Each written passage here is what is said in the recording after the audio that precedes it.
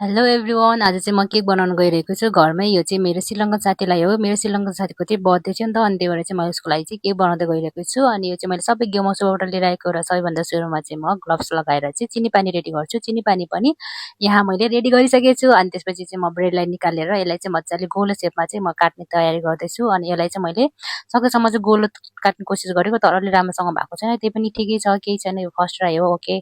अनि यसको माथि चाहिँ मैले चिनी पानी लगाएर अनि यसको माथि फेरि व्हिप क्रिम राखेर चाहिँ यसलाई मजाले के भन्छ यताउति पारिदिने। अनि त्यही हो। अनि चाहिँ मैले चाहिँ अनि अरू अरू ब्रेड पनि बचेको थियो नि त, अनि त्यही भएर चाहिँ मैले 2 तल्ले बनाइदिउँ न त भनेर यस्तो बनाइदिन खोजेको है। अनि लास्टमा के भयो होइन, त्यही पनि लास्टमा चाहिँ राम्रै भएको थियो।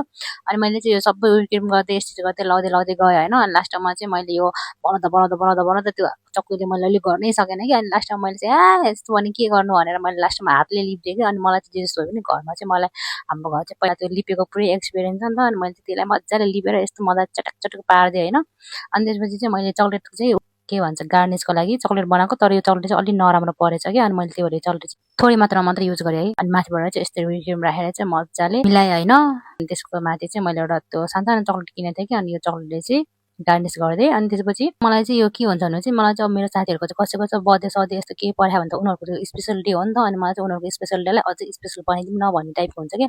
अनि त्यही भएर म चाहिँ उनीहरूको त्यो खास दिनलाई चाहिँ अझै खास बनाइदिउँ भनेर चाहिँ मलाई चाहिँ यस्तो सरप्राइजहरू दिन मन लाग्छ होइन। अनि उसको लागि चाहिँ मैले गिफ्टहरू पनि किनेको छु। के गिफ्ट किनेको छु भनेर म चाहिँ तपाईँलाई अर्को भिडियोमा देखाउँछु है त। अनि अहिलेलाई चाहिँ यो केक पनि रेडी भइसक्यो होइन। हजुरहरू देख्न सक्नुहुन्छ। अब चाहिँ हामी अर्को भिडियोमा भेटौँ है त। By by.